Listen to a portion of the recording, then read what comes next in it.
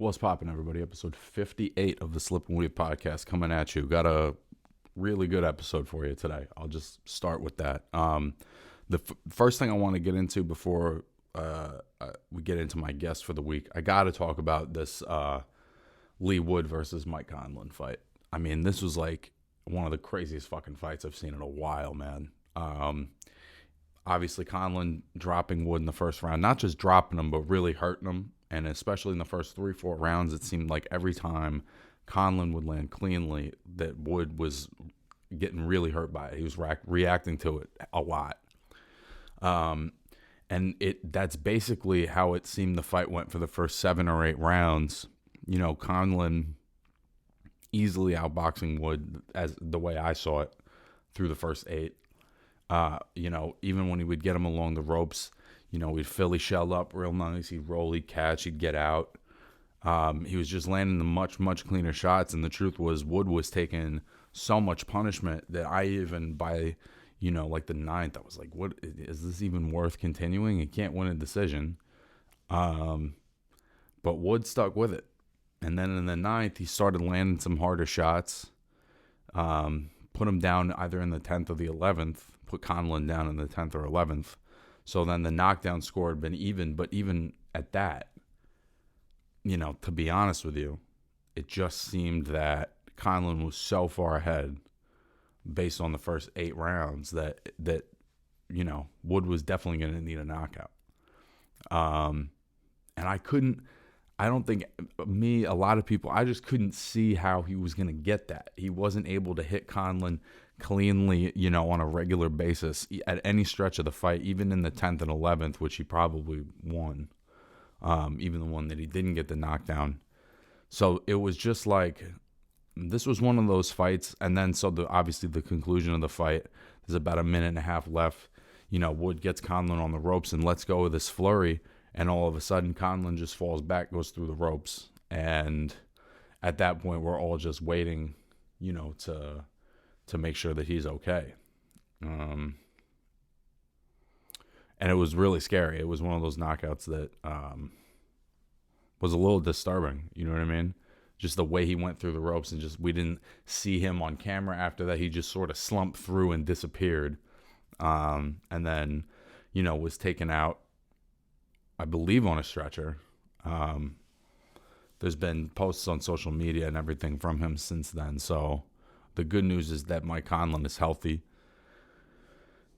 But this fight right here was a fucking roller coaster, man. It was like everything you could want in a fight, and then at the end, like everything that could potentially freak you out about a fight. You know what I mean? You got a guy who's clearly down, clearly needs a knockout, doesn't really look like he can get it, and then gets it in that sudden, and crazy of a fashion. Like, I mean, that's what the sport is all about. We were almost kind of just waiting for the fight to stop, for the clock to wind down. It wasn't that, but it was close to that. You know what I'm saying? Where it was like, if Conlon just gets through this round, he's going to get a decision. And then obviously, like the reality of, how serious this shit is. You could be performing at a 10 out of 10 for fucking 11 and a half rounds. And all it takes is one punch and one moment where you let your mind wander, you relax for a second, whatever happened, you just get unlucky, and that can put the whole night, to an end. It's there was something about this one that really hit me. You know what I mean? I don't know. After the fight, it was those guys showed something really special. And shout out to Lee Wood, man. I didn't think he had that in him. I didn't know if he had the skill. I don't know if he had the juice left, because he had taken so many shots. They got to run this one back. I got to see this one again. We all got to see this one again. We got to demand it a little bit. You know what I mean? So what an incredible fight. Just an incredible fight. I just wanted to touch on that briefly. Because it's not often you see a fight like that that's been going that way that ends that way. You know what I'm saying? My guest this week is, I another one of the fighters I met at the Down and Dirty card in Boston, in Melrose. Victor Reynoso. He's 7-0, junior middleweight, 6 feet tall. He's a really smart guy. He's in school. He's got degrees. You know what I'm saying? He's got a lot of shit going on. He's an inspiration to his community. And, you know, without saying too much, just to preface it, I think he's in a tough spot right now. So I'll just let the conversation speak for itself. And I hope you enjoy my podcast with Victor Reynoso.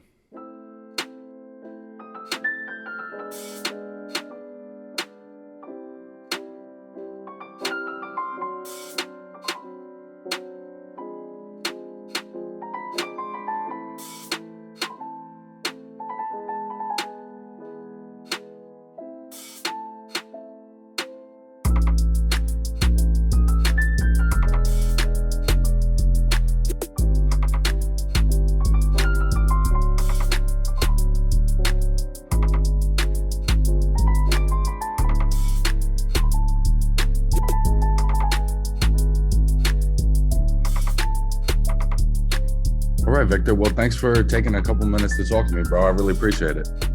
Yeah, no worries, man. I'm always down. Just do me a favor. Go ahead, introduce yourself. Let the people know who you are, where you're from, the accolades and accomplishments, all that. Cool. So my name is Victor Reynoso. I'm from Providence, Rhode Island.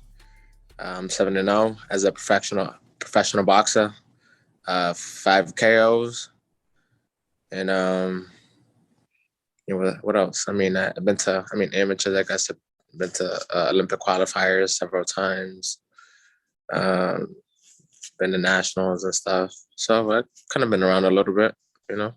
So you had a little bit of a longer amateur career, because I was talking to Harry and Gabe. They had actually had shorter amateur careers, which I was surprised because they're, you know, relatively seasoned. But you had a longer one? I only had 36 fights. I won 30, lost 6. I won New England championships 2016, 2017, I believe. And I also won the Golden Gloves, regionals. I represented Team USA, Team New England, at nationals for the Golden Gloves. Been to several national qualifiers. I've been to Philadelphia for the Olympic trials. I've been to New Mexico for the Olympic trials. But yeah, so I have a little bit of amateur experience, you know. Sometimes there's a lot of pros that have like over 100 amateur fights and stuff like that. But I know a little bit. Been around a little bit. Exactly. I think a lot of times with amateur fights too, it's more about like what's the level you've gone to, because everybody's got smokers, you know what I mean? But it's like what's the caliber, you know what I mean? I was watching some of your highlights, bro. I was actually able to find a full video of your fight with John Williams. I was able to watch the whole thing, which is cool. It was on YouTube. Yeah, it was a real that was a real fight, huh? Bro, that was a real fight right there, bro. And he was game, bro. He was bringing it. He was boxing nice. And then you had that fucking Ring magazine cover knockout on that one. Got the pocket rocket, you know? Yeah. Talk to me about that fight a little bit. That fight was viral because I weighed in at 153 for that fight. And he weighed in at 160. You know, so that was that was a big difference. 2 different weight classes right there. Yeah. But it was just funny because the way the fight was proposed to me, it was like, yo, you trying to fight? I remember I was in the gym. Like, yo, what you think about this guy for your next fight? I'm working out and I'm like, well, you know, like, I don't really care. I'll fight whoever, you know. Like, yeah, he's not really in good shape, this and that. I'm like, all right, cool. Because, you know, if you're my agent, you're supposed to make these decisions for me, you know. Like, a fighter's always going to want to fight because that's what a fighter does. So whatever. I remember like a week before the fight, I was contacted and they were like, yo, do you want to do a catch weight at 157?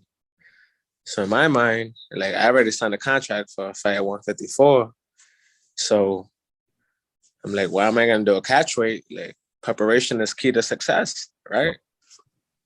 So why am I gonna make it easy on him, right? Um, so I said, no, I'm not gonna do no catch weight.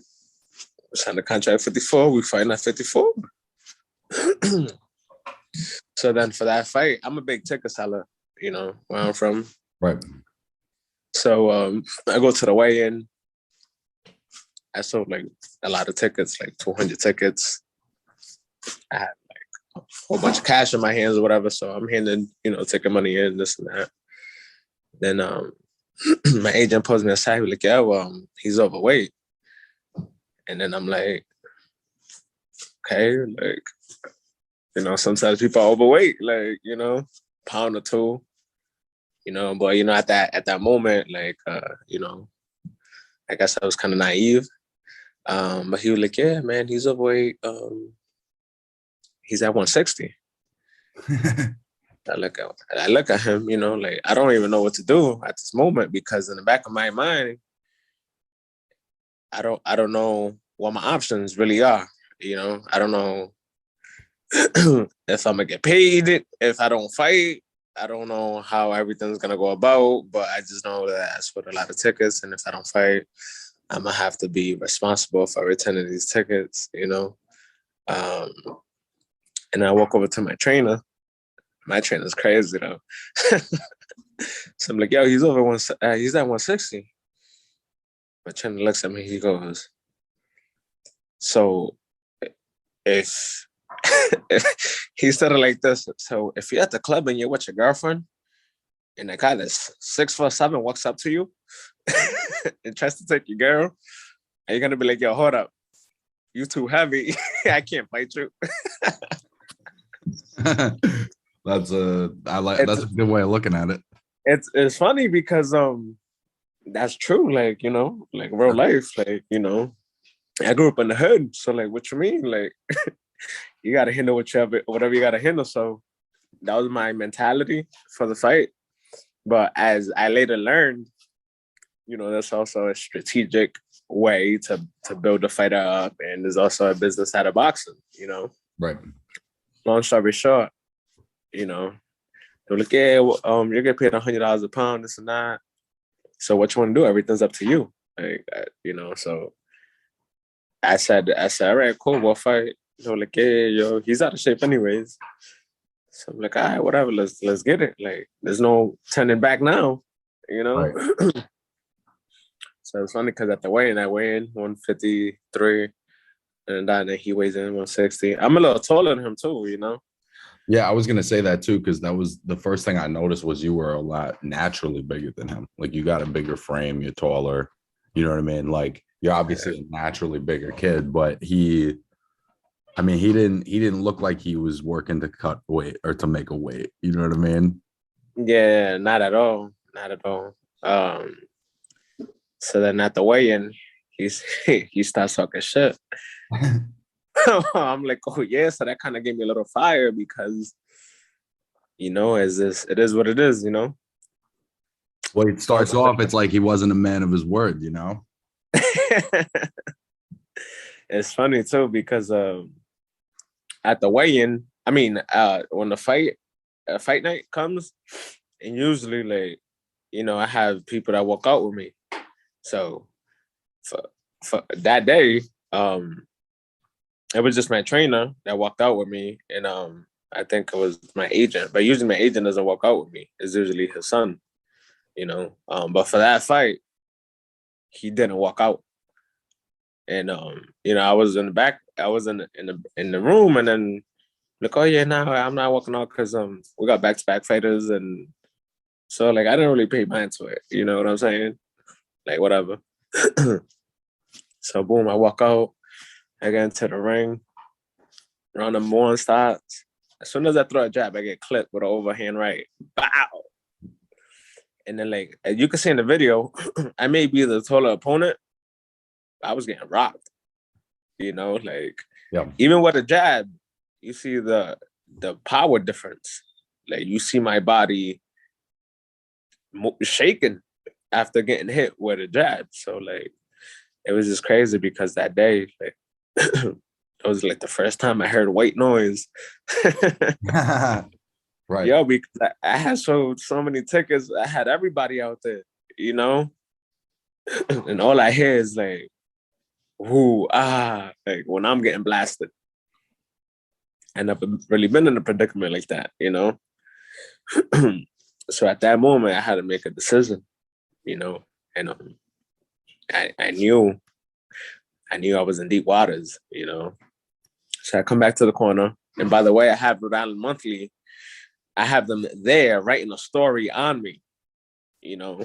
I had like, you know, the guy in the bag taking pictures, and the lady came, you know, she's writing a story. Like there's mad pressure on me, you know. So my trainer's like, hey, you gotta move away from the right hand because I was getting hit with it, right? He kept countering me. I don't know. He wasn't telegraphing. He was just like us faster than me, and he had a more he was just more skilled. Period. And he what appeared to look like he had more power than me, you know. So then my agent's like, "Yo, this is what you're gonna do." Like the game plan was to start out slow, and then in the third and the fourth, because it was 4 round fight, put more pressure on him and go for the kill in the fourth. So I was kind of sticking to the game plan, but I didn't think I was gonna be getting blasted the way I was, you know. Right. So whatever. So my trainer's like, yeah, just cut his jab hand off, hit him with a right, all this. But you know, I'm trying to adapt, but the kid is just sharp, you know. So second round comes, you know, he's still getting the best of me, you know. He's countering me. I'm still moving. I'm still trying to get him. I'm still game. I'm still applying pressure. I'm still trying to come for him, you know. Like even though I was losing the fight, I still believed in myself, you know. So second round's over, and I lost that round too. Now mine is a 4 round fight. Right, you're out of rounds. Yeah. So my promoter comes, he's like, "Yo, we're losing the fight." And I'm like, "What you think?" Shit was funny. So whatever. Third round comes. Now I started to put more pressure on. And then there was a certain moment in the third round where I overthrew a right hand and he ended up slipping under it. And I ended up on top of him and having him kind of in a headlock. So right there, I put all my body weight on him. And he took a knee immediately. Like, so then right there, I noticed that he was tired. So at the end of the third round, I tried to get him. But then he was saved by the bell. So then, you know, my trainer's trying to get the instructions, but at this time, is just the instructions is not working. Right. You know, like I have to go in there with pure willpower and just mentally crush this dude, and just, you know, it's the last round. I got to give it all I got. And this is what we trained for. So fourth round started. As soon as that bell rang, I like rushed across the ring and started just firing off, you know. At this point, if I got to take a shot, I already took his best shots in the beginning. It is what it is. You know, we could box, we could fight, or we could go shot for shot. The fourth round, we was going shot for shot, whatever. And then I hit him to the body, and I started to notice that it actually hurt him. I was reading his body language. When I hit him to the body, he was kind of like covering up a little bit, stepping back. Nope. And it was crazy too, because we got to the point where I had him on the ropes. I hit him with like 3 sloppy ass hooks, bro. And as I feed off of energy, and everybody started screaming when I had him on the ropes. I hit him with 3 good hooks. And then we ended up in the middle of the ring again. And then I think I threw like a 1-2. He tried to counter with a right, and I stepped back, and I came back with another right hand, which I landed it, but it didn't really do much to him. It just looked clean. But then he hit me with a jab too, and then you see my scrawny, tall body just like wiggle a little bit. But I was game, and I knew he was tired, and I said, "Yo, this is the chance." So right there, I tried to hit him with a jab in the right hand. I had him again pinned against the ropes, but I was too crowded. I was too close. So he ended up pushing me back, hit me with another 1-2. And then right there, like that whole fight, every time I tried to throw the 1-1-2, he was always parrying it, and I was missing the right hand. So at that moment, I threw a jab, and he did parry it. But then the second jab landed flush. And like all I wanted to do was land this right hand one time. So I was like, yo, I'm not even gonna cock it. I'm not even gonna telegraph. I'm just gonna turn into it, and I'm just gonna move my head under. He been countering me. So that's exactly what I did. But when that right hand connected and I went under, he just fell. And like it was just very shocking at the moment because I never seen someone fall like that. And like the way his head twisted, it was kind of scary. Like, don't get me wrong, like I was trying to go for the kill, but at the same time, once he achieved the objective and the way it went down, it was just crazy. Right. And then you got the big ref coming through. He's huge. He comes in, like shoves me out the way. And then from the corner of my eye, I see that he's calling the fight. So right there, I threw my hands up. I felt that was a very important moment in my life because I was faced with big adversity, and like I don't know, it was just crazy because I guess I wasn't supposed to win that fight, and I guess it really wasn't supposed to even win by knockout. The chances are very slim to even win by KO. When So you land a shot like that, you know immediately. yeah, it was just like because I dropped people before, but the way I hit him and the way his neck turned, it was kind of low key scary because I was happy that I got the knockdown and that he was all right after the fight, but at that moment, it was just kind of nuts, the way he just fell, the way his neck, like I kept replaying the knockout, and it was just crazy, and the punch landed, in the right moment at the right place. But yeah, I was in the gym working hard every day, twice a day, 3 times a day, whatever, and a lot of people were like, oh well, that was a lucky shot, but hey, luck is when preparation meets opportunity, and I was eating my vegetables, I was shooting in the gym, and I'm very determined, I feel like that's my strength is determination and willpower because you know boxing is very mental, and I don't fold under pressure. I show up, Right. and when I say I'm gonna do something, I'm gonna do it. It only takes one able body to be able to go the distance. So that fight, I faced a lot of adversity. I was under pressure. I was getting blasted. I was a smaller guy. All odds were really against me. Like, Did you but feel did you feel the difference in power, or was it more so like you had to cut weight and he didn't, and so you know what I'm saying, like maybe he had a little more juice in the tank or whatever, or did you feel like the weight difference? yeah, I felt that the weight difference was real. Um, you know, I didn't really think weight. There was, I didn't really think like a couple pounds would be much, but if you really think about it, like a lot of fighters put on like 15 pounds after the fight. So he already weighed in at 160. So he was in that ring at least 175, 180. He's probably coming down from 180, 185. Right. And just specifically for that fight, I knew that I couldn't put on extra weight because it was gonna slow me down in the third and fourth round. So I just ate just enough. So I literally weighed in at 53, but I was in that ring at like 158, Right. 159. I didn't really eat a lot. I didn't try to put on the extra weight because I knew I was gonna try to go for the kill in the third and the fourth. And then I just knew that that extra weight, you know, yeah, it was gonna be stronger for him in the beginning. So I knew I had to get through the beginning rounds. But if I made it to the third and fourth, which I knew I was going to, because you're not knocking me out, I don't care, bro.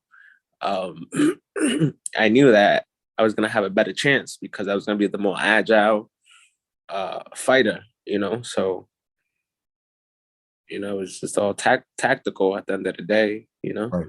I always like to ask fighters this, because you're tall, but you can come forward, you can be aggressive, be on the front foot. But how would you describe your style to someone who's never seen you fight?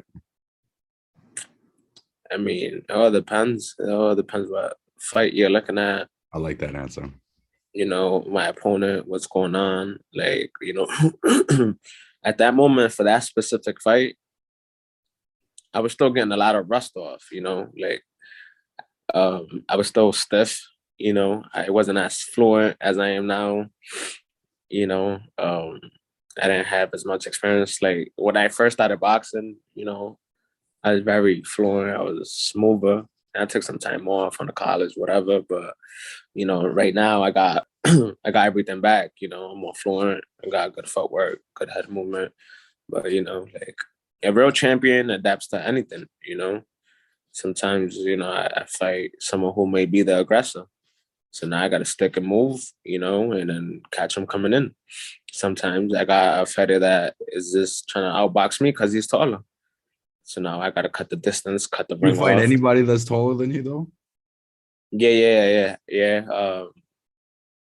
I spot what's his name? One of my friends at my gym, he's taller than me, James Perella. He's like 6'3", fights at 147. Sometimes, as guest sparring with Boo Boo Andrade, he's taller than me, you know. Sometimes, he's working on different things and, he's trying to be evasive. So then I have to kind of cut the ring off him. He's obviously a bigger opponent, he's just practicing with me, but that's just, some rounds he wants to move around, not get hit, and I have to try to cut him off, you know. Um, so that's how it goes.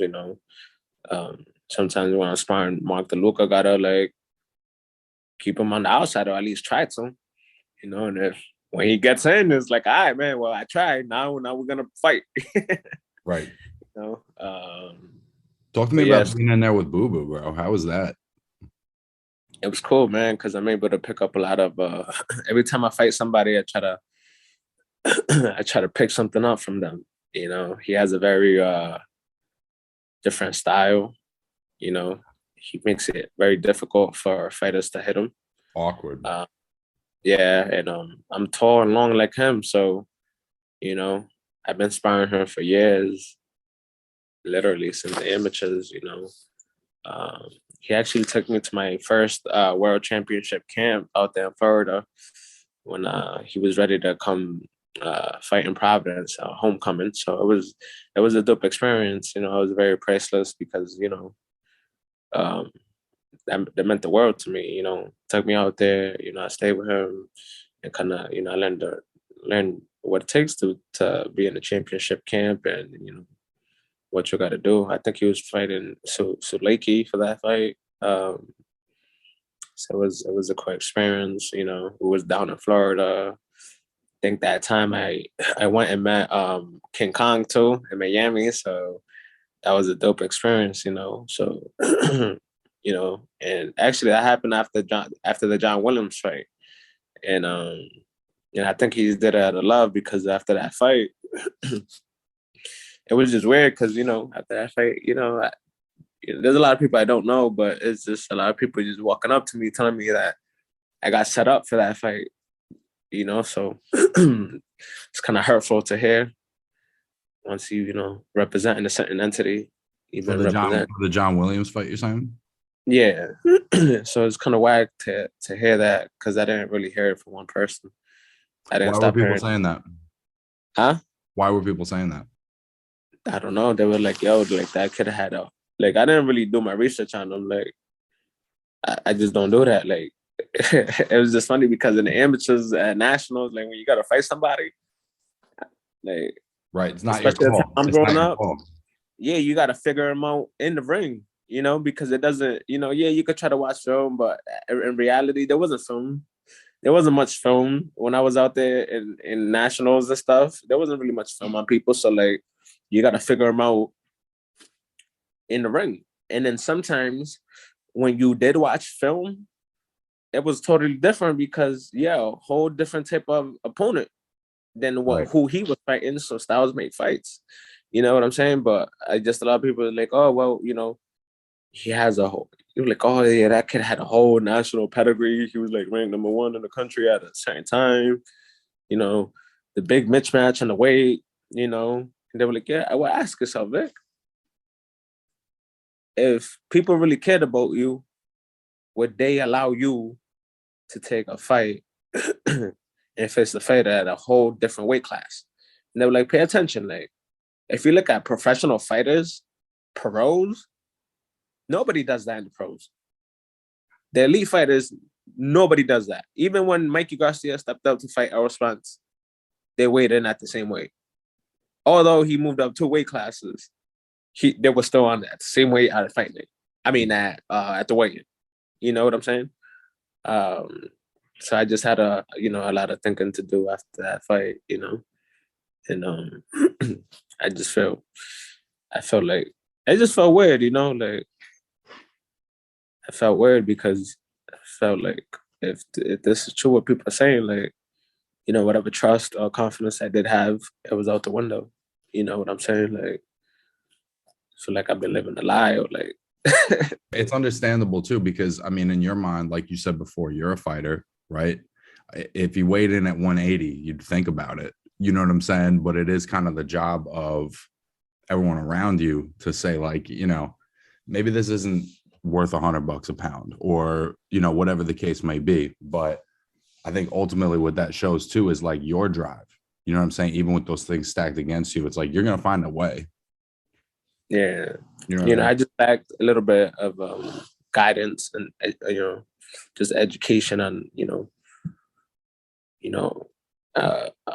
as far as what my options were. If I would have been like, yo, well, this is your options. You could either not fight, get on the scale, still get paid because you made weight, and this is how it usually goes because.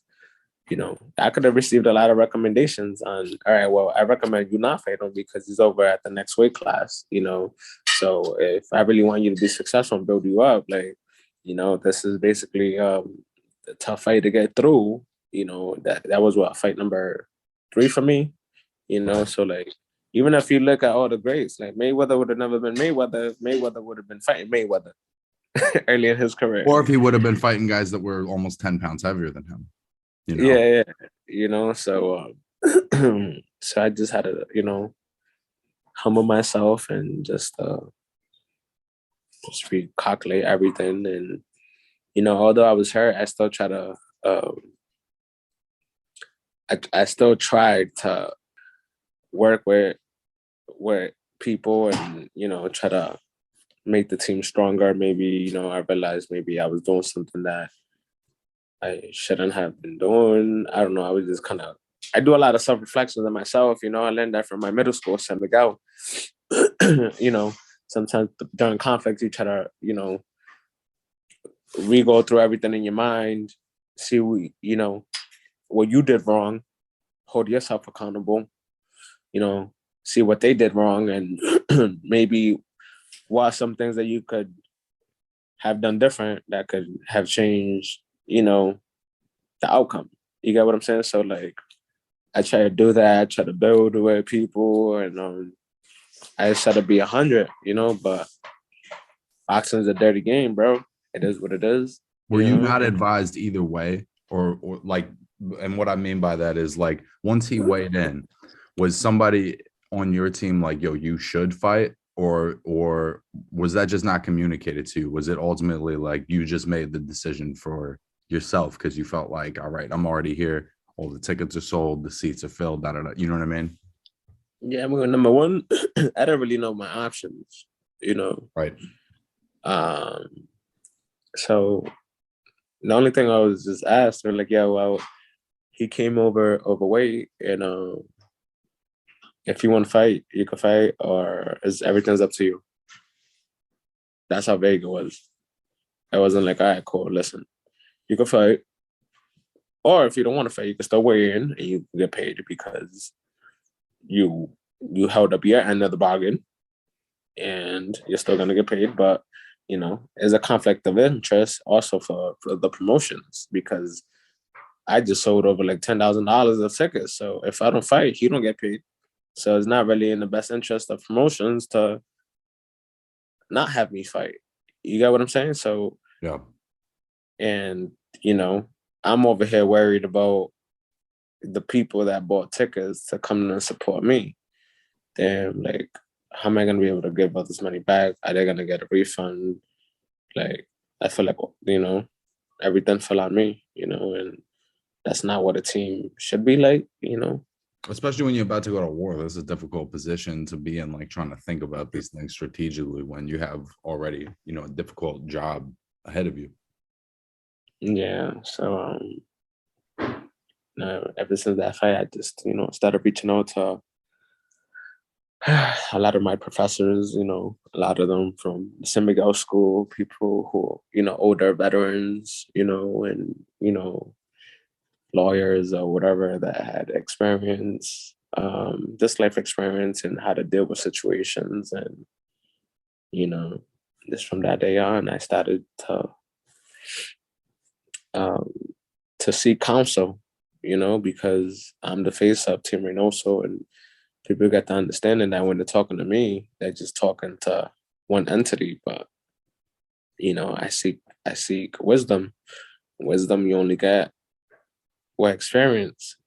And I'm still young, but I have unlimited resources and people that God wrote love for me. That got nothing to do with boxing. So I'm grateful for those people.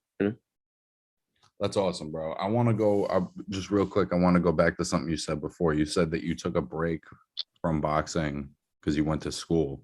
Talk to me a little bit about just like your journey to boxing and then your journey back to boxing. You know what I'm saying? Yeah.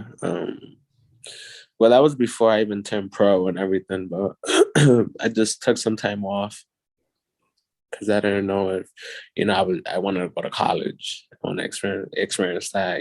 Everybody was telling me, oh, you should, this is kind of what you have to do because that's more guaranteed than boxing. But I always had this fire in me. So like, I went and did the whole college thing, and then ended up, moving to Atlanta, boxing with my guy, Floyd Brown. He was a real dude. He taught me a lot. Actually taught me that's another thing. He taught me regimen. Regimen stands for responsibility. E stands for endurance of mind and soul. G stands for gameness. Unwillingness to quit despite imminent threat of danger. Um, I stands for initiative. Draw first blood. M stands for maturity. Always try to be mature, even when you find yourself in shitty situations. Um, E stands for excellence. Just always try to be the best version of Victor Reynoso that you can. And then N stands for no to destructive decisions. So that one actually was, played a key role in my life because, it's easy to fuck up, especially once you're upset, So, but yeah, so long story short, I ended up moving to Atlanta for boxing. Then, it was hard being away from home and everything. So I ended up coming back home, and then that's when I met Stingray. He was out of Valedo's gym. Started, that's my former trainer now. I've been with him ever since 2014, I believe. 2014, 2015. But yes, then I started training with him, and he taught me, He teaches me the art of knocking your opponent out. He's a former boxer, also kickboxer. He's very into martial arts. He's had 72 fights kickboxing.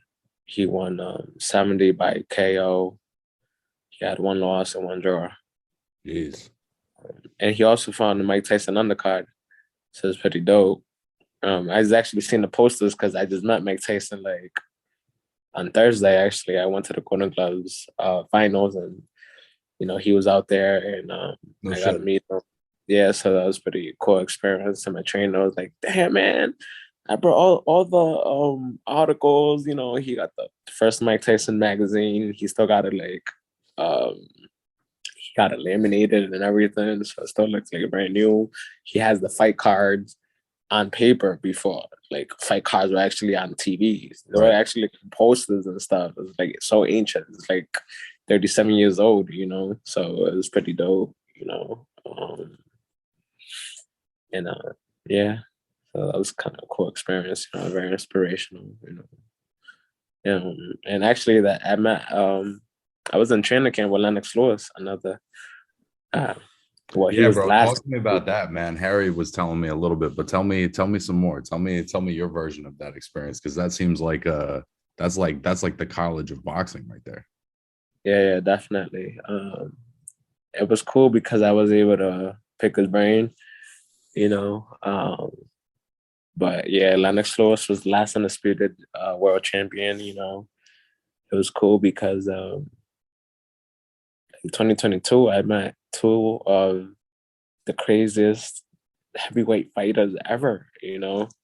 And it was just a priceless experience because Lennox is like, he's tall, man. He's a big dude, and he's like he's a humble giant. Right. He's very passive, very observant. He's laid back. He's always watching. Um, he's just so passive, man. And it was cool to be in camp with him. Um, his fighter Zol, the Rainy.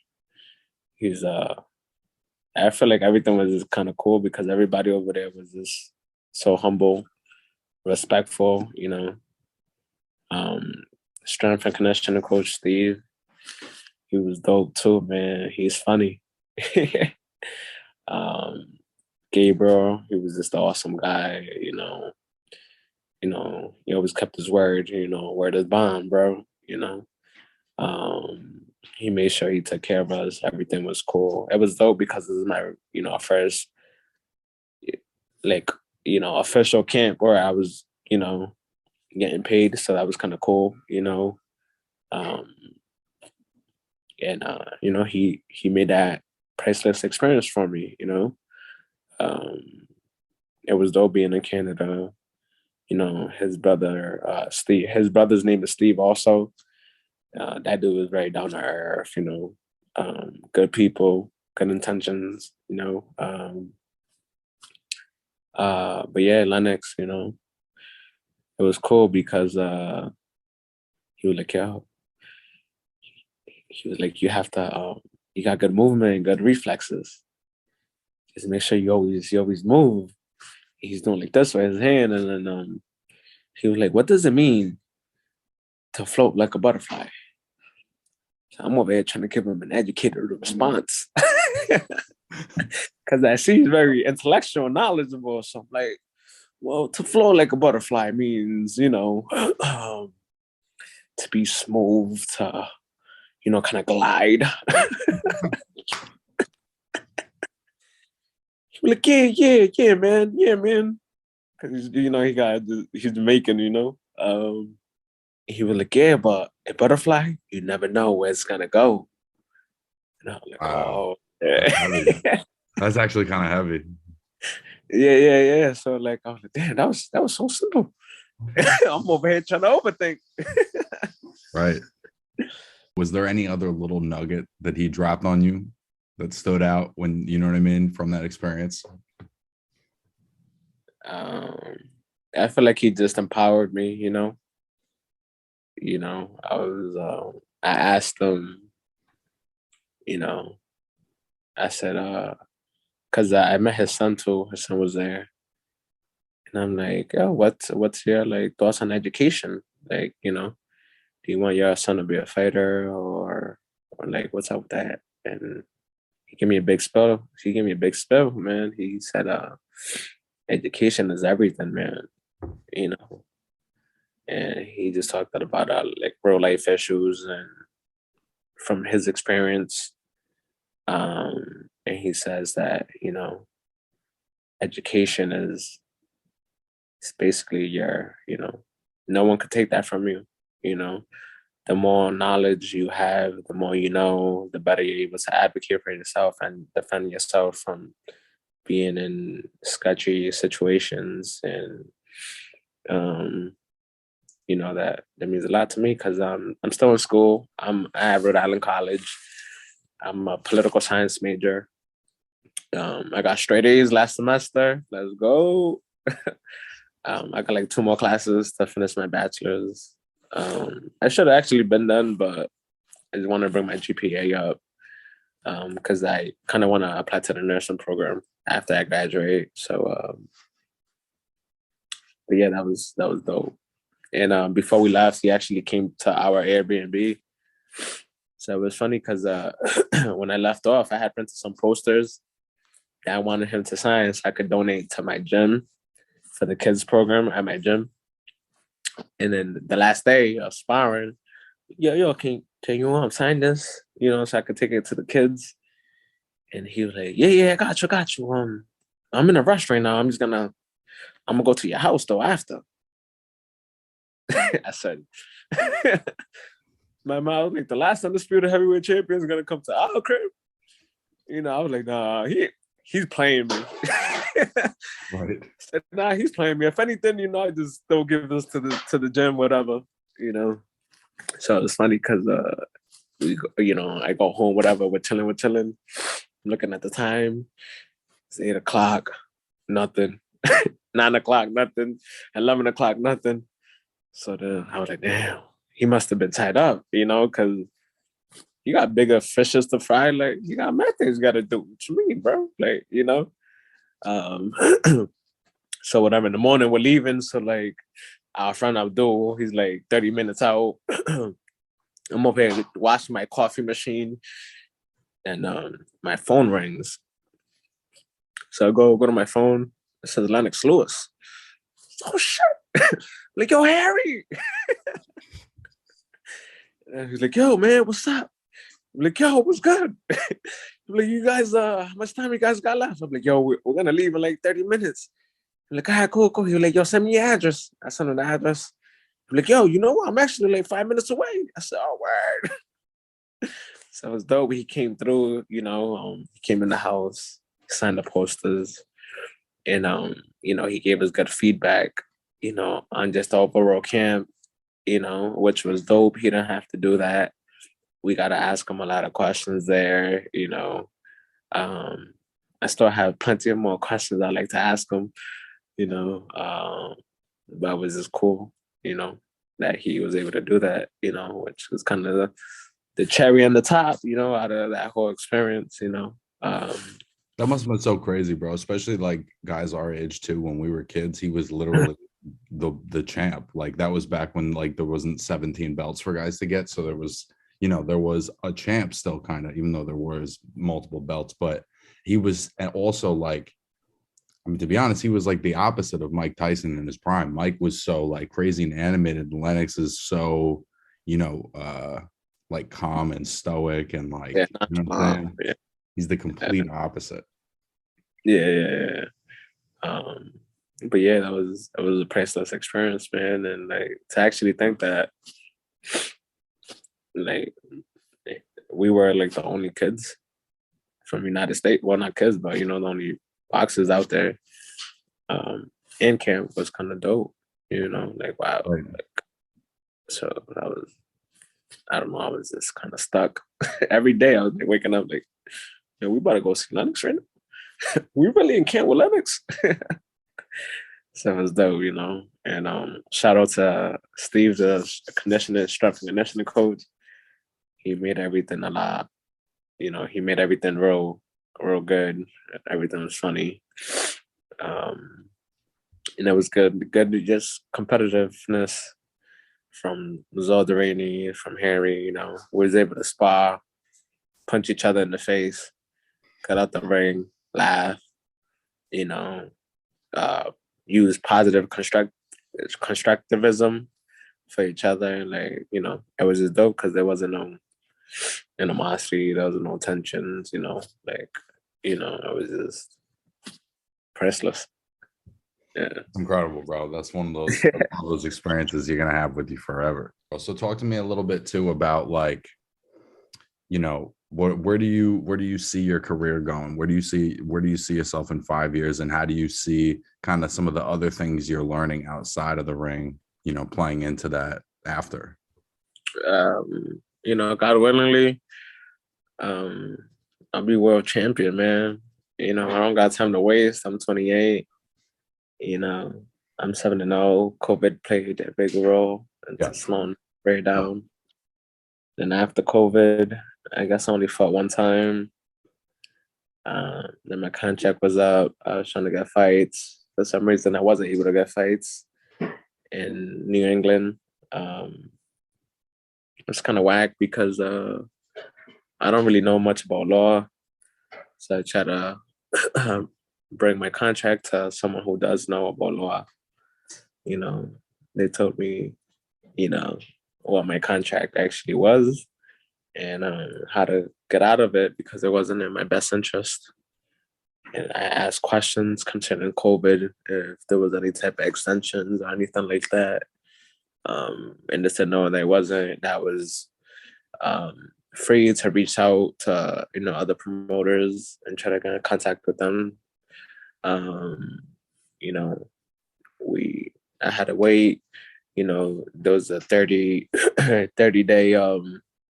good grace period that I had to get my promoter so he could reach out to me. I also calculated my short retirement of 3 weeks. I had things in writing that actually prove that I came back in 4 weeks, So and it was just whack because I wasn't able to get fights because I don't know why Victor Reynoso can't fight right now. I guess the word on the street is that I still am in a contract with him, but that's not true. And other promoters saying that they're being threatened to be sued. So it's just crazy because I got the paperwork and I had my lawyers look at it, tell me that I'm free to go and to respect the contract. And as long as after the contract is over, I'm free to reach out to other people because, nobody is going to have the best interest in my career but myself, So um, that's what I try to do, man. Like, I was waking up, going to work, coming home, training, going and going home, resting for an hour, and just doing everything over. So I put a lot of time into this, and I'm just not gonna wait for someone to like my career, my future is in my hands. It's not in no one else's hands. I'm a political science major. I follow everything to the T when it comes to the law and contracts and stuff like that. I don't violate. I don't disrespect anybody. I'm in college. I'm a mentor at the San Miguel school. I do a lot in my community. I go to the kids, I talk to schools, but I guess I'm just an example. I don't know why I get different treatment, but it is what it is. People are gonna learn from my experiences, and then I'm gonna be the example. So when I go and talk to kids, I'm gonna tell them what not to do, and I'm gonna be the example. But now I see myself, I have to fight in Canada now, so I can't get fight out here. It's dope because I'm really looking forward to it. I've been to Chinican for a very long time, and I've been to Vegas, got some work out there. My boy Keith Hunter, got some good work with him. He's Michael Hunter's little brother, the heavyweight. Got some good work with them out there. Um, and then in Bones Adams gym, so it was dope. Went to Money Mayweather's gym. It was dope. Got some work with Kevin Thunderstorm Johnson. We won a war. He's a very humble kid, man. He got my respect outside the ring, inside the ring. He's a real dude. And yeah, man, I see myself being world champion. Life, you gotta face adversity in and out the ring. So this is my story, and I'm gonna try to reach out to as many, youth and kids as possible to try to, at least guide them in the right direction, because I made a lot of mistakes growing up as a kid. I grew up in a broken family structure. Just my mom around, working two jobs. So I've been up and down, I always had people look out for me. So San Miguel School, like, I had sponsors pay for my education, people that didn't even know me, Because of them, I used to get groceries every Friday. I used to take it to my mom's in the yellow school bus, People always wonder why I do what I do, and do what I do because of, my life experiences. And having random people look out for me was real, and kind of, created the difference on the man I am today. So, I'll be fighting in Canada in May. Hopefully I could get a couple other fights, and just trying to stay consistent, I'll go anywhere to go find the fights. But I could see that it's a challenge for you that you've been kept out of the ring. Like, that doesn't sit well with you. Nah, because it's whack. Yeah. I'm not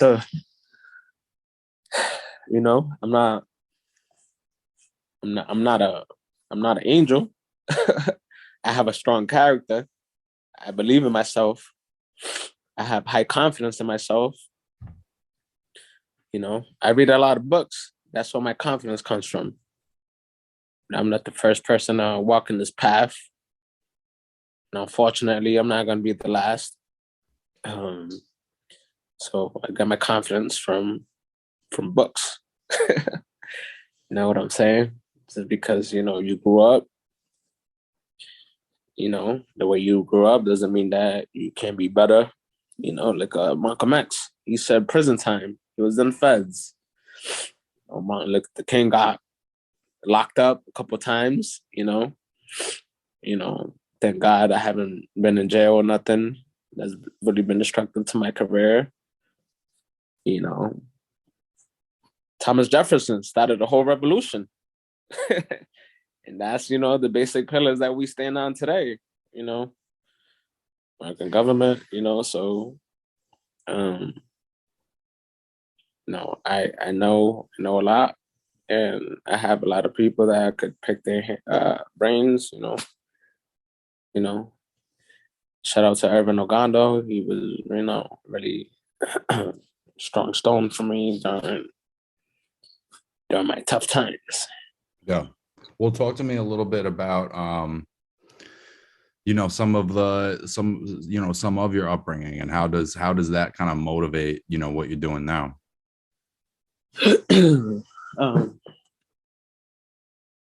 I was just in Dominican Republic.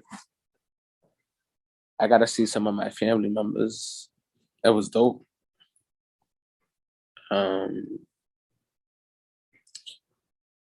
DR, people that don't know, DR is a third world country.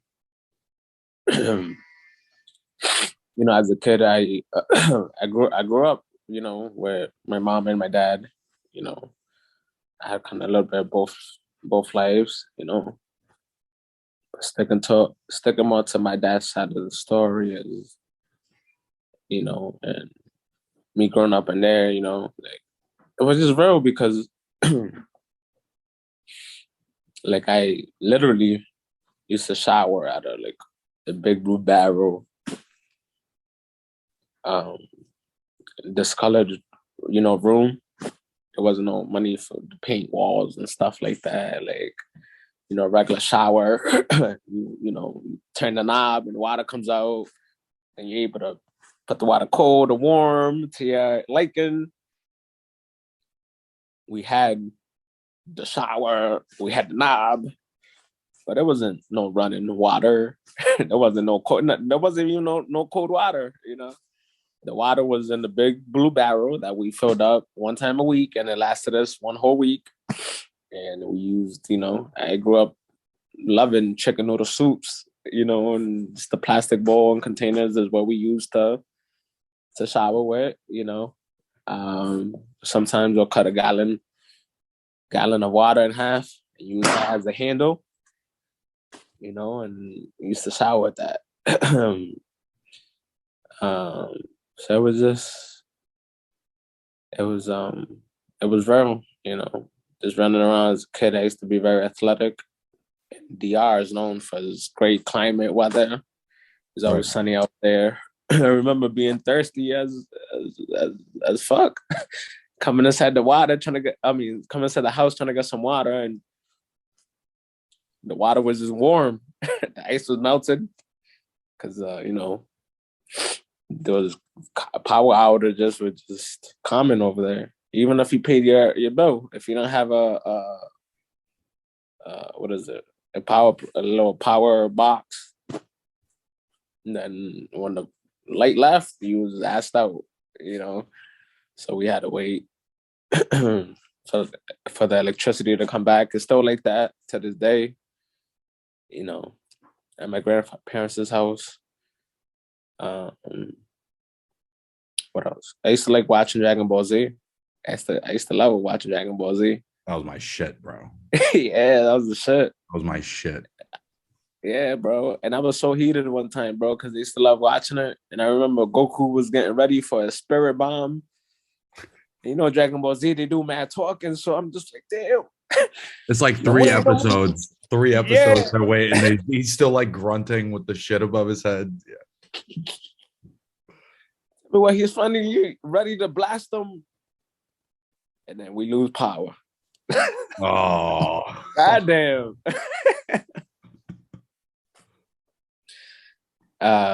But yeah, man, those experiences make me who I am today. It keeps me conscious of a lot of things, and and the opportunities that I have here, I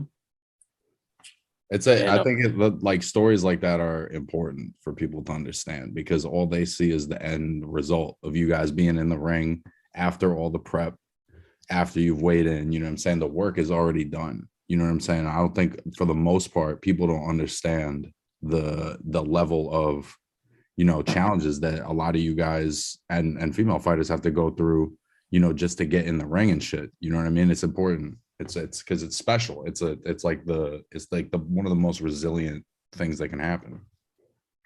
Yeah, so I come from nothing. I've been through a lot worse. At least, at least I don't have power outages now. Yeah. Although I'm not fighting, at least I'm able to go to a gym, still train, still get great sparring, and try to keep myself busy. So are you in a different situation now, or do you have a fight lined up? Are you essentially able to do as you please now? Yeah, so I'm a free agent as of 2021 of November 20th. That's when I got the green light to reach out to different promoters. So I've been a free agent since that time. So right now I'm actually getting ready for an 8-round fight in Canada. So I think that's going to be May 7th. I'm looking forward to the international experience, definitely.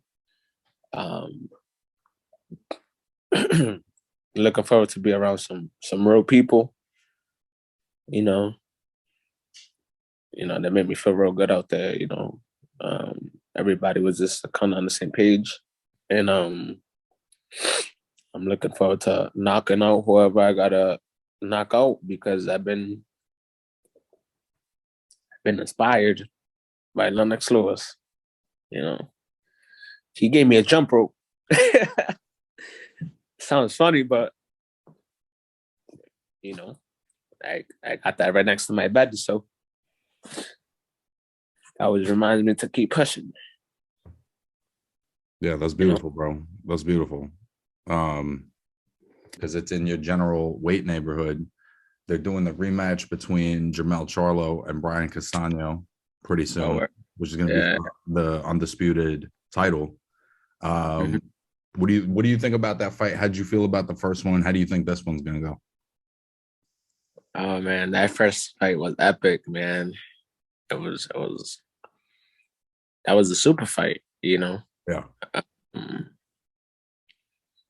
I think Castaño definitely handled his own, and I give him the edge in the first fight, you know. Um, but you know, you are facing the champion, so kind of have to make it very clear, you know.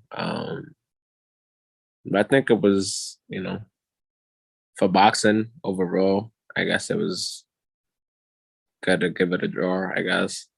So everybody could be excited for the second fight. But I think Castaño did enough to win the first fight.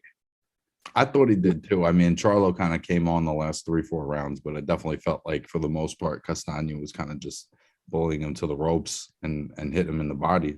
You know, nice combinations. Yeah, he was letting his hands fly, you know, so that was pretty cool. And it was dope. Um, and yeah, Charlo better have a game plan for fight number two Seriously, because this Castaño fights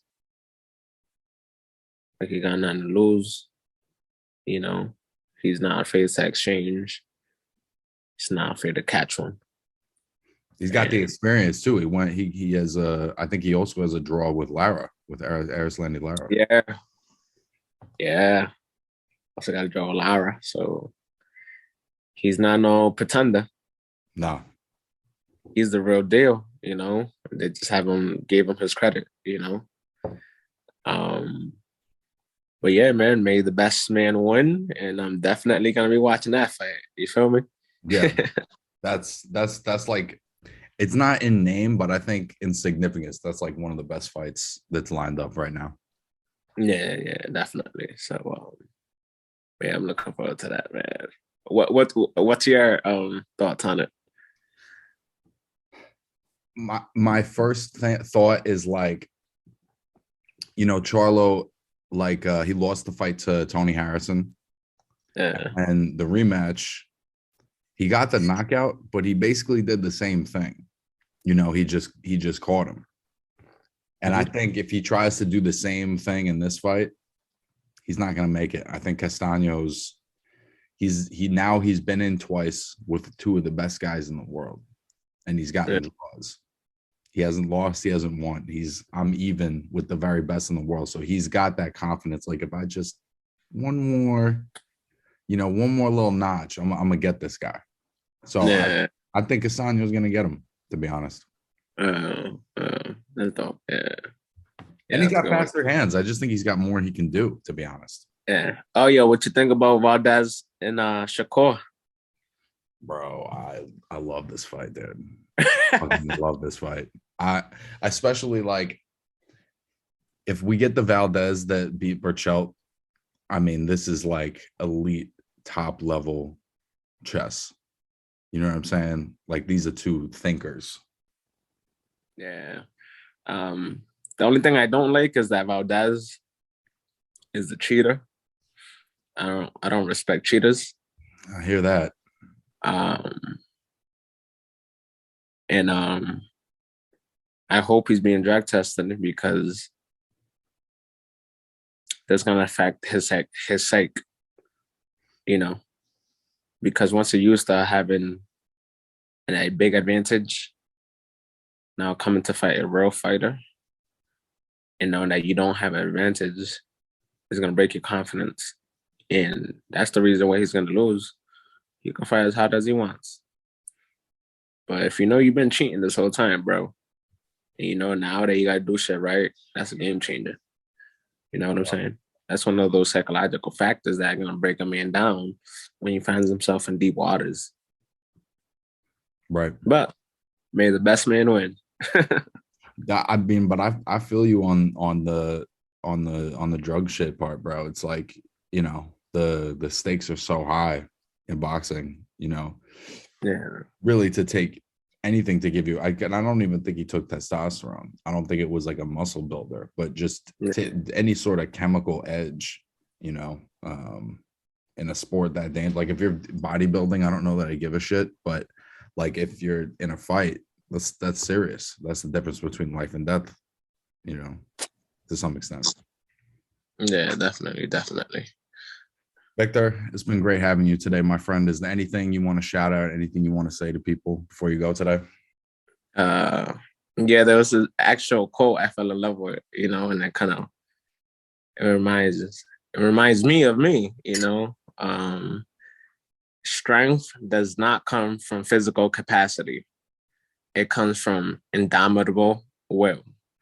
And that's by Mahatma Gandhi, you know. Yeah, that's beautiful, bro. Well, Victor, I'm rooting for you. I look forward to seeing you fight in May. And are we gonna be able to watch that? Are people gonna be able to watch that? Yeah, most likely I'll go live on my Facebook, if anything, you know. But yeah, I don't have all the details, but I think it is already on BoxRec.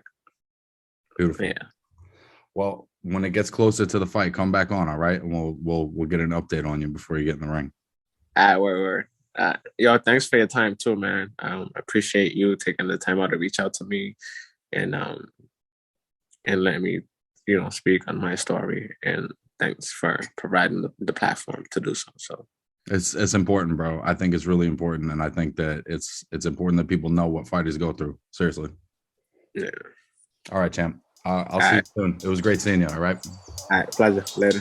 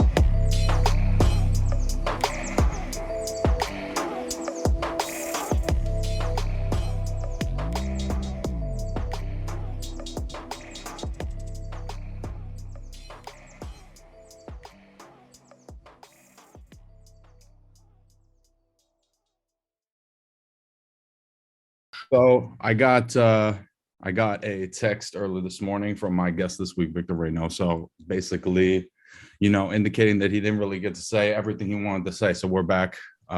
Victor, take it away, my friend. Nah, I hit you at mad late too, like 3 a.m, but whatever. Like, I just had like a lot of things going through my mind, and like, I just felt like I wasn't really being fully authentic with, like, I didn't really mention any of you know, what promotions I was trying with. I was trying with CES, and my promoter was Jimmy Birchfield Sr. I just feel like I was, you know, kind of being fake to myself, because like people keep asking me like, what's going on with Victor Reynoso? Why isn't Victor Reynoso fighting? You know, like, I'm just kind of tired of, like, you know, avoiding the question. So I think that, you know, the people should know what's going on with Victor Reynoso, and why Victor Reynoso is not fighting, you know.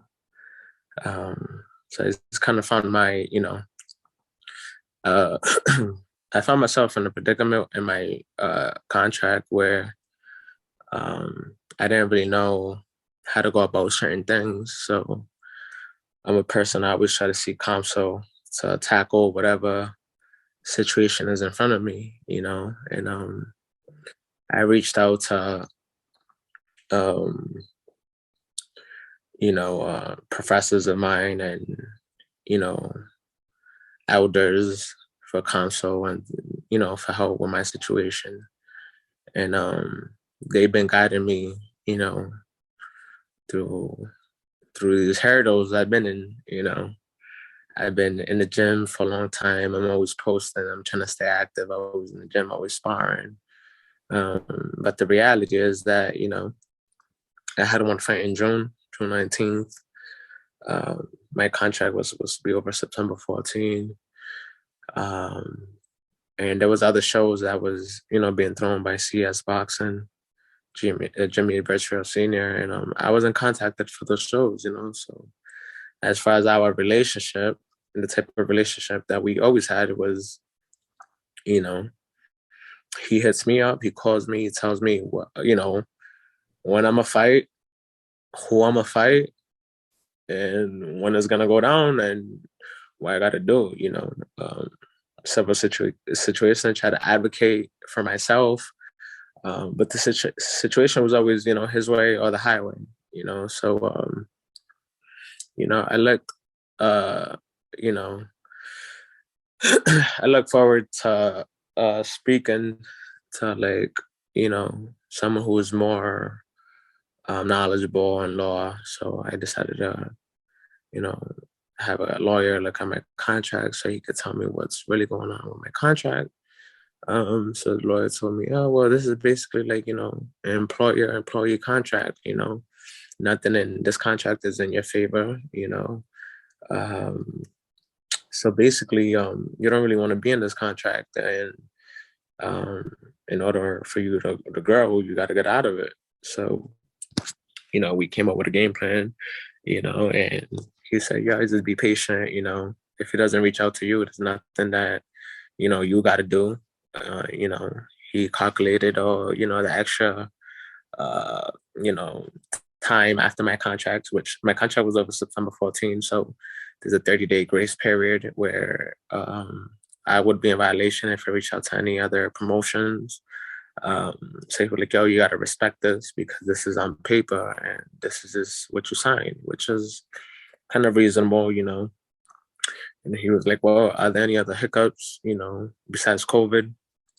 And I'm like, nah, well, yeah, I retired for like 3 weeks, whatever.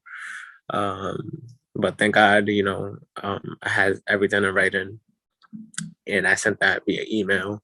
Like, well, besides that, was there something else? I was like, well, I didn't get a fight one time because I had stitches, but that fight card ended up being canceled. Everybody got sick on that time. I guess it was around when COVID really popped off. The Marcus Bates was supposed to be in that card. Giuseppe Casamano. Long story short, the fight got postponed to like March or something, and then on that day, actually, city of Providence actually shut down on fight night. So I remember seeing Demetrius Andrade in the supermarket. He was like, "Yo, the fight's no more. It's not happening." And I was supposed to be like the host that night. So long story short, I got the clear for I got the go from my lawyer. So my lawyer was like, "Yo, listen, how you want to handle this? I can send him a letter so he knows that you're being represented, or if you just want to handle everything smoothly, you also have that choice." So I said, you know what, I'm not really a man of drama. I don't really like conflicts or whatever. So I kind of followed everything how it's supposed to be. So I don't see any reasons why I shouldn't be able to fight. I don't see any reasons why I shouldn't be able to reach out to different promoters and try to get on fight cards. So long story short, I reached out to different promoters November 20th.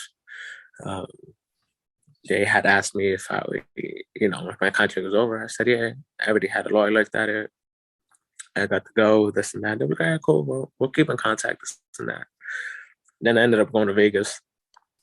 When I'm in Vegas, I got Jimmy Cena keeps hitting me up. Yo, you're going to fight on February 19th, which just passed. And the other fight day was March 26th, which is coming up. So then I was like, at the moment, I didn't really want to like continue to fight for him because of the way I was treated and how uncomfortable I had felt with my past experiences and not even having to say in our and everything that had to deal with Victor Reynoso. This is Team Reynoso, um, promotions, everybody's getting paid because of everything that I'm doing, so it kind of sucks once um, you don't really have a say in your own career. You know what I'm saying? So, and plus, I didn't want to everybody gets the impression that when I'm fighting for CES, that everything is sweet. Yeah, see me winning. Yeah, see me, pictures. Yeah, see the promotions. Yeah, see me smiling. But like people don't really know what's going on, and um, I didn't really want to deceive the upcoming fighters to, engage and be part of this business because there's a lot of sketchy shit going on. You know what I'm saying? So that was also a big reason why when I decided to leave from my old gym, I didn't want anybody else. I didn't want any other boxers, upcoming boxers, or kids that were in my gym to also be tainted by my situation and the decisions that I decided to do for myself. Because you learn this shit in the hood. You know, when you're young, different people get different prices, different people get different treatment. It is what it is. Whatever. So long story short, I got some real people that are part of my team, and I was like, you know what? Let me listen to what he has to say. I'm in Vegas. I had the guidance of Coach Padman out there.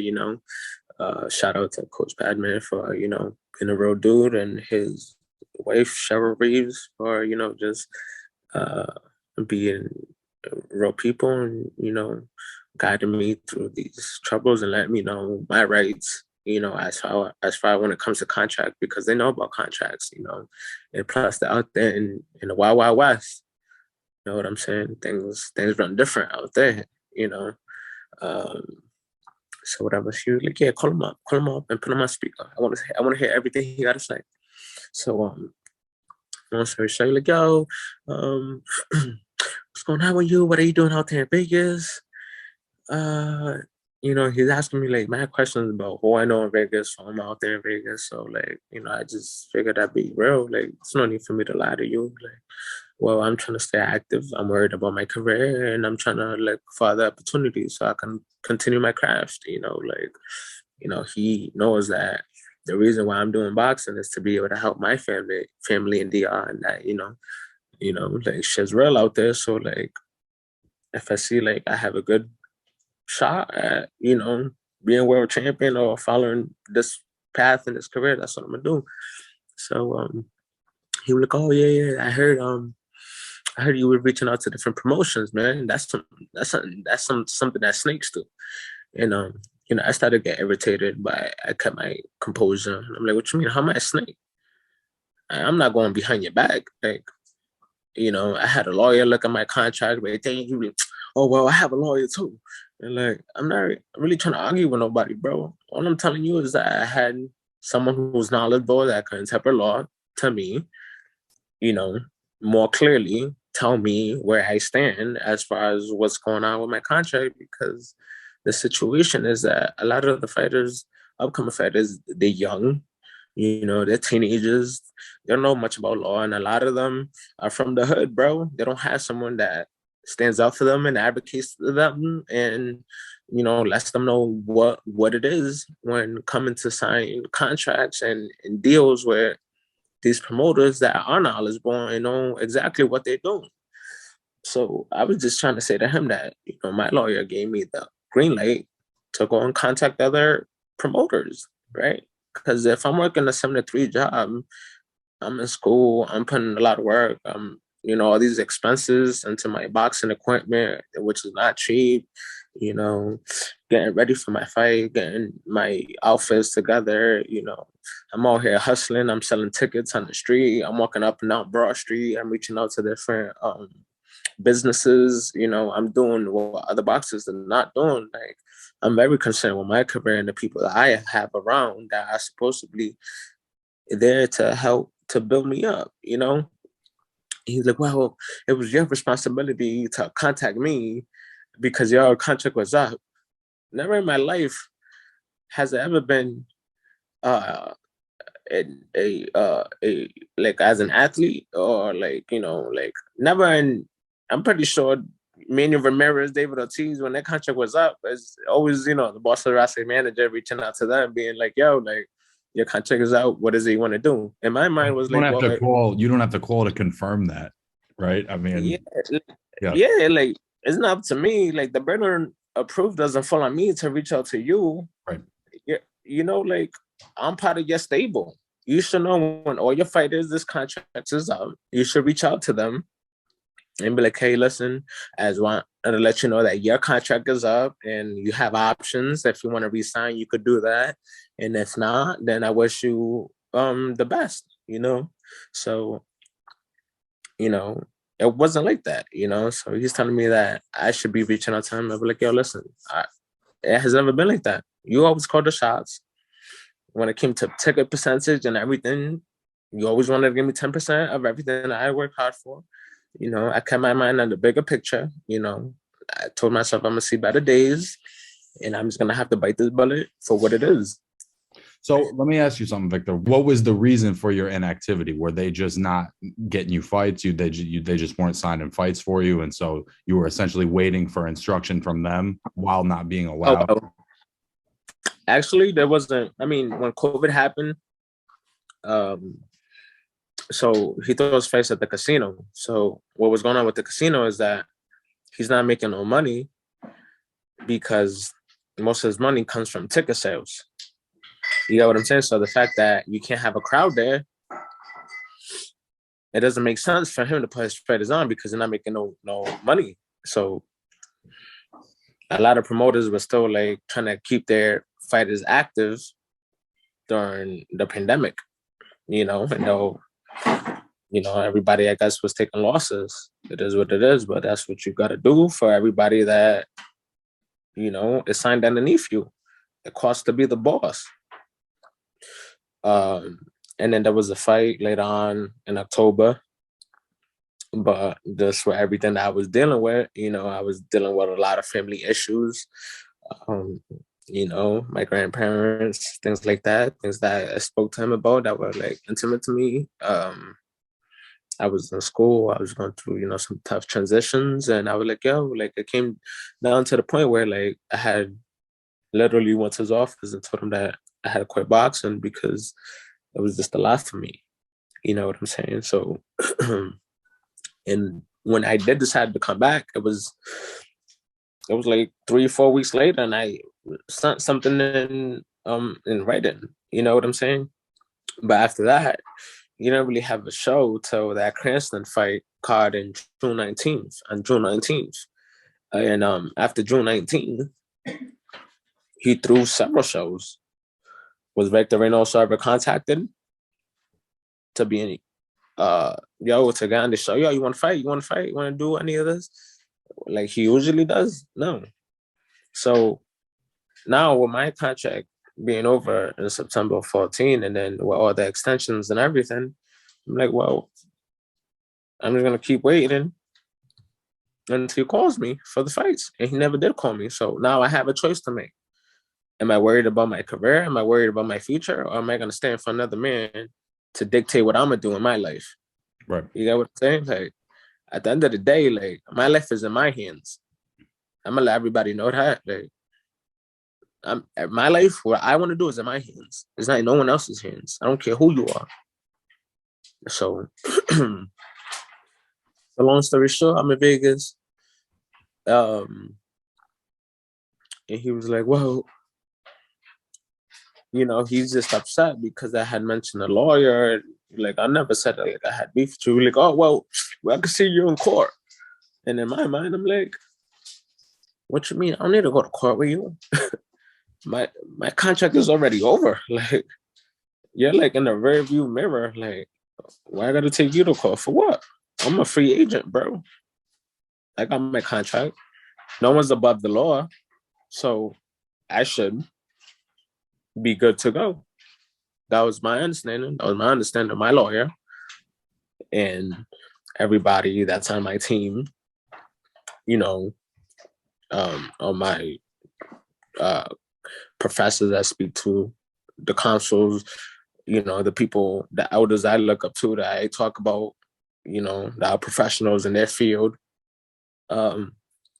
So the understanding was that we're good to go. So, I come back from Vegas, long story short, and then I'm reaching out to other promoters now. So like just how he heard that I was reaching out to other promoters, I was hearing out what's going on behind the scenes, that basically other promoters are being threatened to get sued if they put me on their card. So like for people that don't know boxing, that's called blackballed.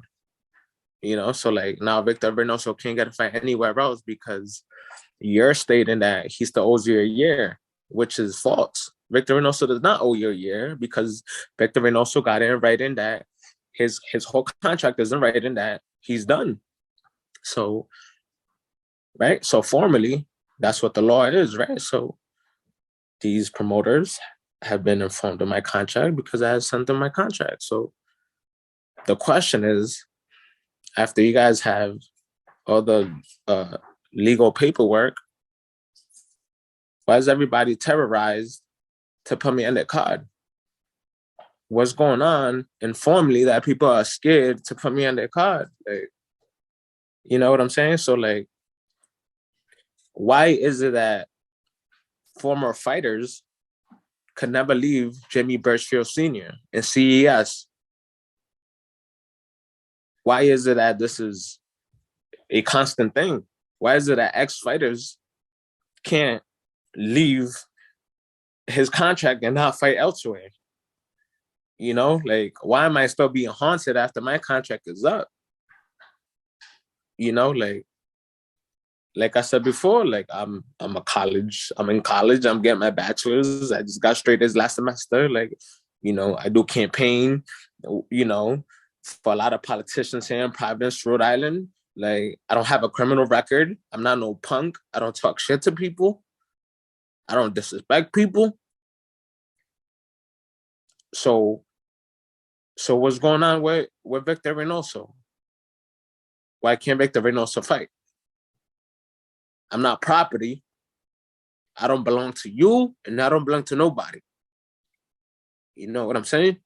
So why is this going on with me? Why is this something that people in the boxing community are aware of and not doing nothing about it? I think that we should be better as a boxing community and stand up for shit like this and not let shit like this occur, because this is whack. Well, and it's like I was saying yesterday, bro. It's like people only see you guys when you're up in the ring and the work is done. You know what I'm saying? They don't understand the rest of the shit. They don't understand that, all of the bullshit and the hurdles some of you guys have to go through just to get in the fucking ring. And it's crazy because, right? Some people may say that they don't really know what's going on, but I took a 6-hour drive to Baltimore. I went to Coach Cobbin Ford's gym, Tank Davis's trainer. He's 6 hours away. How does he know what's going on? Like, I didn't know him from a hole in the wall, and I told him what was going on, and he told me what to do. He said, yo, you got to get out of that contract as soon as you can and run. So, like, I've been trying to get out. I've been seeking advice, but, like, I'm still being hunted for what? So, like, now I find myself in a predicament where I got to do things that make me uncomfortable. Like, you know what I'm saying? Like, imagine before that I didn't do nothing wrong. Imagine now that I'm talking, I'm saying what it is. Are there repercussions for what I'm doing? Because at the end of the day, I don't care, bro. I'm ready to bleed for this. This is crazy. Why am I out there in Vegas and people they know what's going on? You know what I'm saying? So to the people that I know that are in a position of power, like, there are alternatives to all this. Like, all right, make me the example, bro. What's up? Like, I have no problem going to school and educating kids on what not to do when it comes to contract into like funny situations. Like this is real life going on, and like everybody out here is like people that are involved with the law and politicians and this and that, and that they want to help minority groups and this and that is going on, or like what happened to equal rights. Like a lot of people have been asking me what's going on with you, Vic, why you posting all this stuff or now everybody knows what time it is. So, essentially, the purpose of all of this is for people to understand that the inactivity is not like your call or your choice. It's not my call. It's not my choice. I haven't done anything illegal. I haven't violated no laws. All I want to do is just be active and be given an opportunity to showcase my skills with the idea of being help others and knowing where I'm from and the obstacles that I had to overcome and where my family stands in their living conditions. I ain't asking for no handouts. I'm ready to fight. I ain't asking for people to petty me. I'm asking you to be a real person. And those that are in a position of power, you know what I'm saying, to keep authentic and transparent. It's whack, bro. Like, but I'm gonna take a stand for what I believe, and I'm not backing down.